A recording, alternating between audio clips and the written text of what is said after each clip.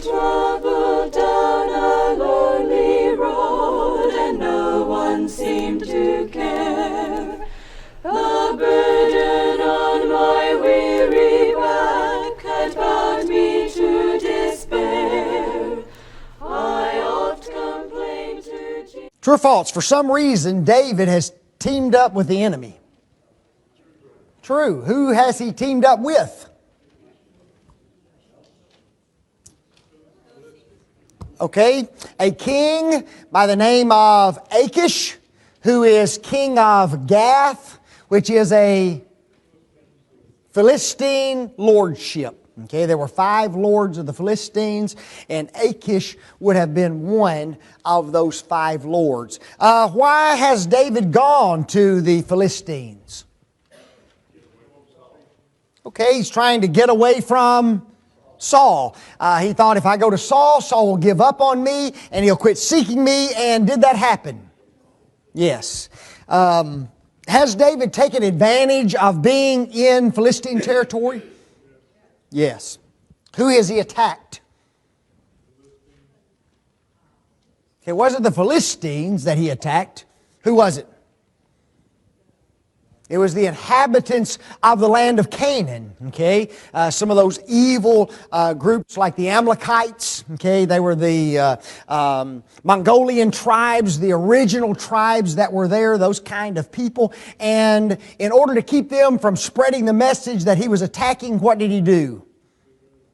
Yeah, he just killed everybody, didn't he? Killed the men, killed the women, killed everybody so that there'd be no talking. And but when he came back to Achish, and Achish would ask him, "Where have you been, David? What kind of escapades have you been on?"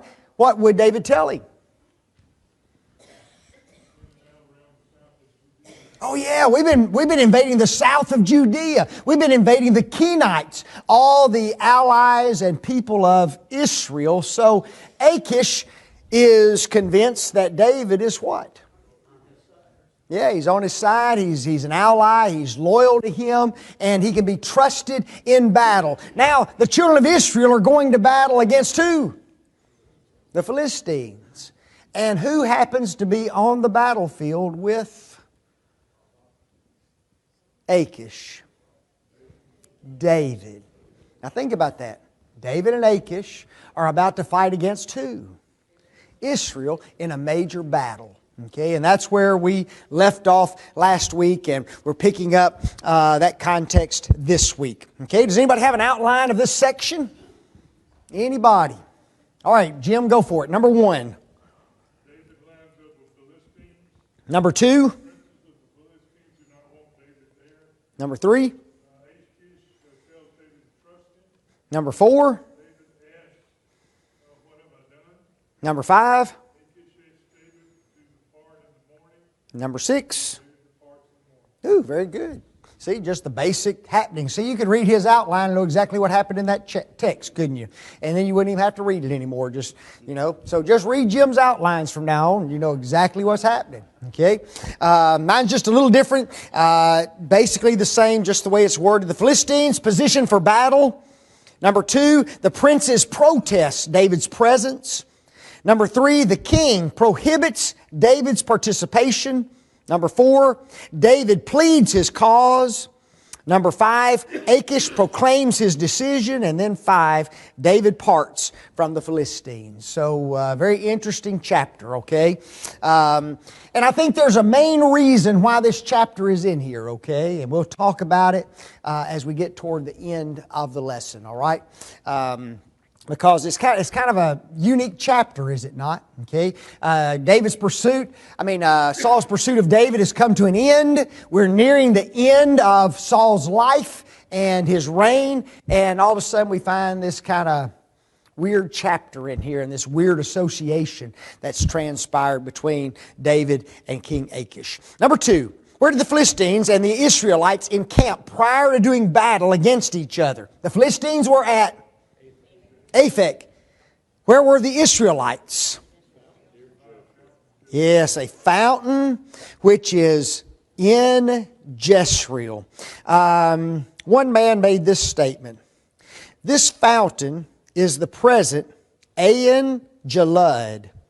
Or, watch this, Goliath's fountain. Probably so called because it was regarded as the scene of the defeat of Goliath.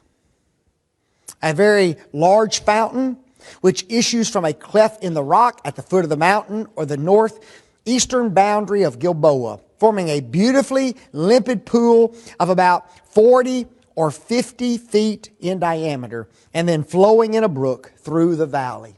Was it smart to locate your troops by water? Yes, very smart. Okay, one of the things that you need during battle is to be refreshed, would you not? And so if you're near a fountain, if you're near good clean water, not only can you drink of it, but you can also wash and bathe and refresh yourself and be ready for the battle. So picking a very strategic location, they did so right there where possibly Goliath had been slain by who? David. Now think about that. When David slew Goliath, David was with King Saul. Now the tables have turned. Now they're right at this same battlefield again, and David is siding with Achish against Saul, or at least it appears that way, doesn't it? Okay, very interesting that this battle's transpiring. True or false? The Philistines had hundreds of fighting men for this battle. True. The Bible says, and the lords of the Philistines passed on by hundreds and by thousands. Okay. Did Saul also have quite a few troops that he could bring to a battle? Yes, no, nobody knows. You ought to know from at least some of the things that have transpired in the past. Anytime he got word of where David was, how many did he take with him? 3,000, at least, every time. 3,000 chosen men. Almost every time he heard David was somewhere. So he has a large army as well. So this is going to be a pretty severe engagement. Where were David and his men at this time? Yes, they were in the rear with Achish. But David and his men passed on in the rearward with Achish. What did the Philistine princes initially ask Achish?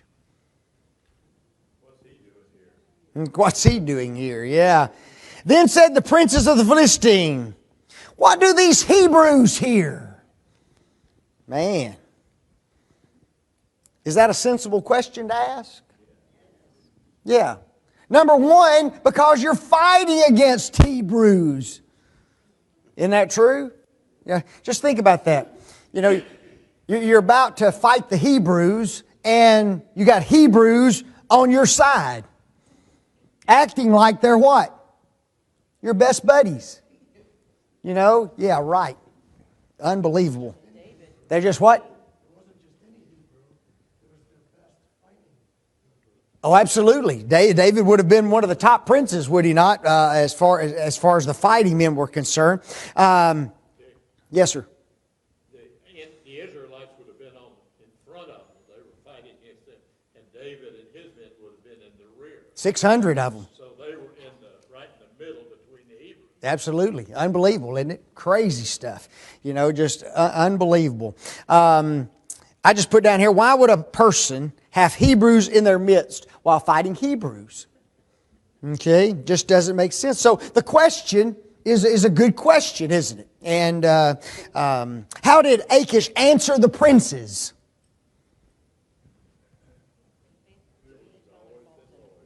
David's been loyal. He really answers three things.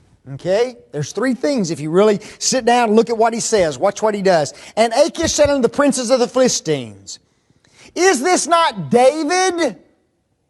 Now watch this. The servant of Saul, king of Israel? He just identifies him, does he not? Now notice, he doesn't say, my servant. He says who? This is David, servant of Saul. It blows my mind, you know. Second thing, he then notes the longevity of their time together. Okay? Which hath been with me these days or these years. In other words, he's been with me now for what? A long period of time. Remember, he had dwelled in the land of the Philistines a year and a half before he got Ziklag, did he not? And now he's been there even longer than that. He's saying, man, this guy's been with me a long period of time in the land. And then the third thing he says is what? He testifies on David's integrity and loyalty. For he says, I have found no fault in him since he fell unto me this day. Now, anybody look up the word fault? I find no fault in this man. Did anybody look that word up? Nobody. See, I got to make a question out of it to get you to do it. Okay, because it's interesting. Okay, you ready for the definition? It says this. Strong defines it as this: a speck or a point. A speck or a point. David has been with me for these days, all these years, and I have not found one speck of fault in the man. Not a speck. Okay? Is that pretty important? In other words, there's not even one little thing that I can find about this man that is not loyal to me. So, in other words, I just don't have anything to question. Right? He's a good man, been with me a long... longevity and faithfulness, do they count for something? They do, don't they? Okay? And even the fact of who he is, because this is David, the servant of Saul, but folks, everybody knew what about David and Saul? They're on the outs with one another. Okay? These two men have been battling against one another. It was even known that David was going to be the what? The next king of Israel. Okay, so here you've got David, the opponent of Saul. You got a man been with me a long time. You got a man in whom I can't even find a speck of wrong. He's a good guy, guys. Here's a man, if he's arguing just as hard as he can. For who? For David. True or false? The princes were glad that Achish brought David to the battle. False. And the princes of the Philistines were wroth with him. Wouldn't you love to just been there? We talked about this morning, wrestling matches in leadership. We got one right here, don't we? We got the king wrestling with his princes, don't we? Okay, the leaders of battle. And over this guy by the name of David. Did anybody look up that little word wroth? They were wroth with him. Angry. See, you just pulled that out of your head. Strong says this: to burst out in rage.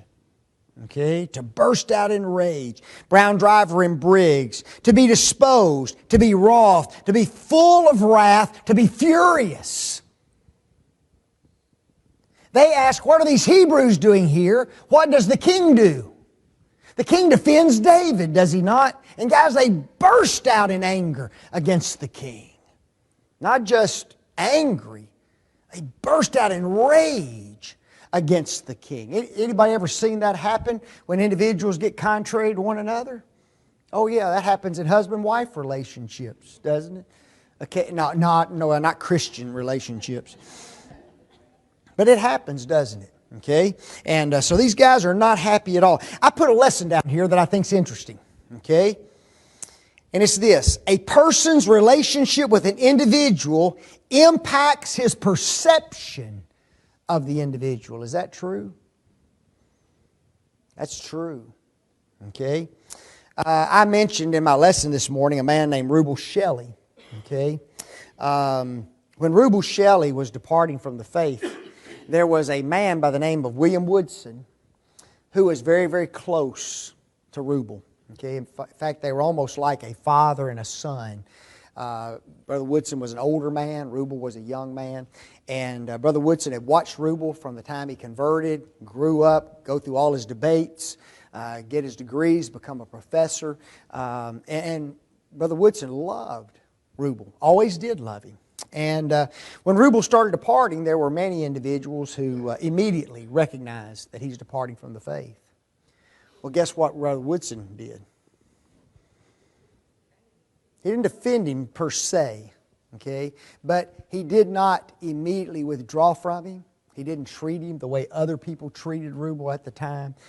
Very kind, very cautious. And it took Brother Woodson about 3 or 4 years before he finally decided that I'm going to have to withdraw from Reuben. Okay? And guess what? The reason was because of the relationship they shared with one another. Okay? The relationship you share with another person changes your perception of that person. Okay? And we need to understand that Achish had a close, warm relationship with David, and he based him on that warm, close relationship. The princes did not have a close relationship with David. They know only that who he was, David, the servant of Saul, the one who had killed Goliath. And they judged him on that relationship, didn't they? So you see, sometimes we have conflicts with one another, and the conflicts come because of the relationship we sustain with the person over whom this controversy involves. Okay? And we have to realize that. And we have to be able to work through that sometime. Okay? And if a person's fighting against my family member, guess what I'm going to do? I'm going to defend the family member. Right? That's my family. Well, to you, he's not family. He's just what? A goofball. I may know he's a goofball, but he's my family. You know? And so, because of the relationship that we sustain with people, we judge them and we look at them in different manners. And that's what's transpiring on this particular occasion. Why did the princes want David to leave the battle? Didn't trust him. Okay? Yes, they didn't trust him. They believed that David would eventually become the who? Yeah, the adversary, the enemy, did they not? And the princes of the Philistines said unto him, Make this fellow return, that he may go again to his place which thou hast appointed him.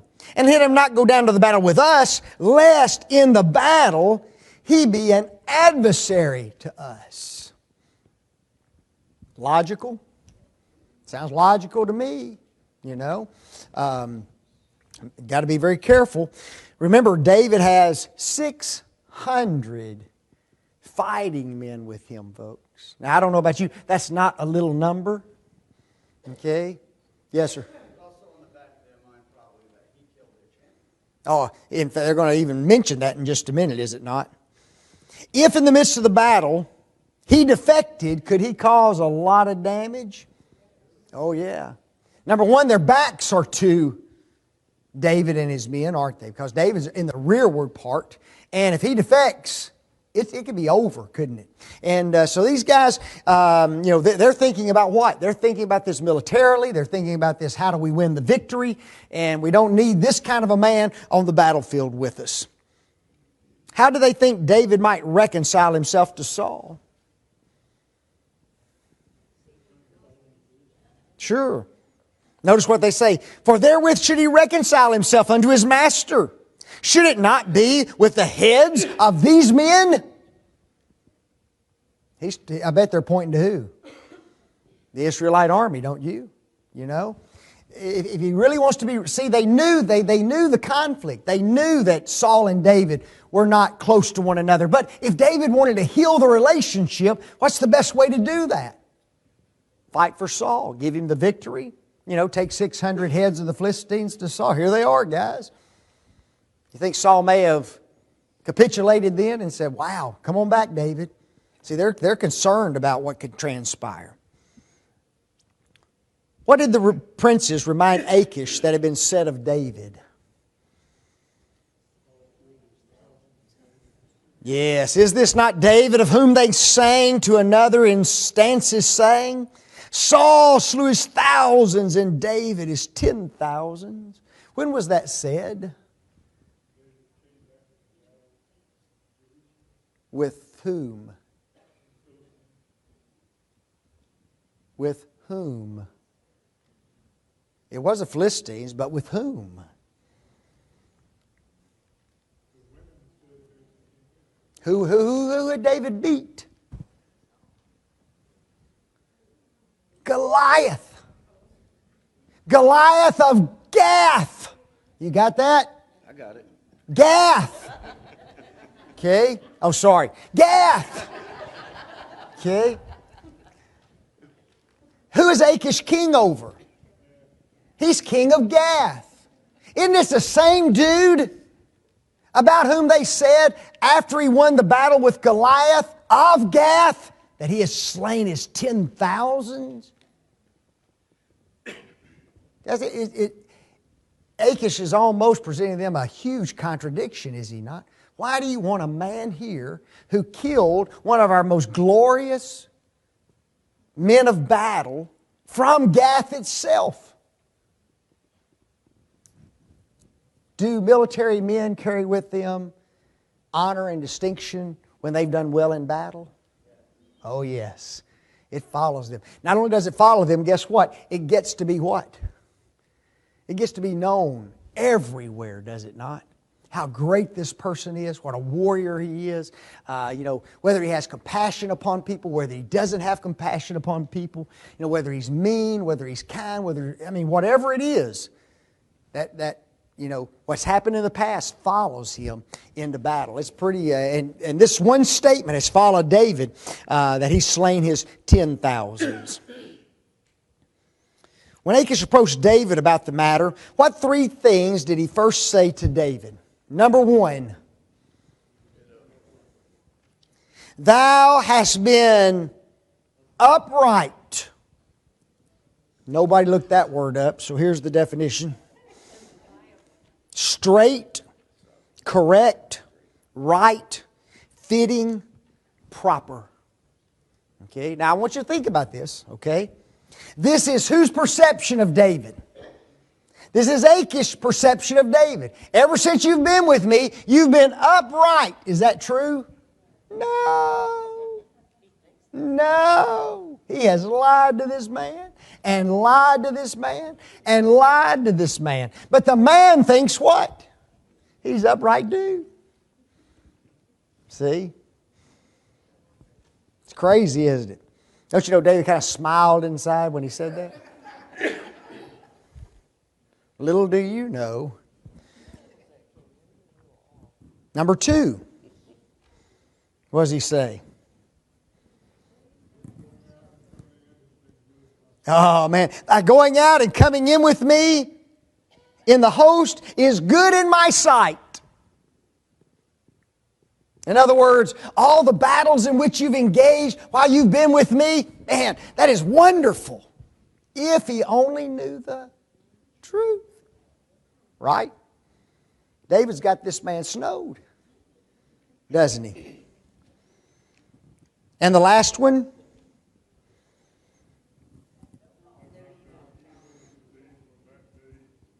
Good. For I have not found evil in thee since the day of thy coming unto me unto this day.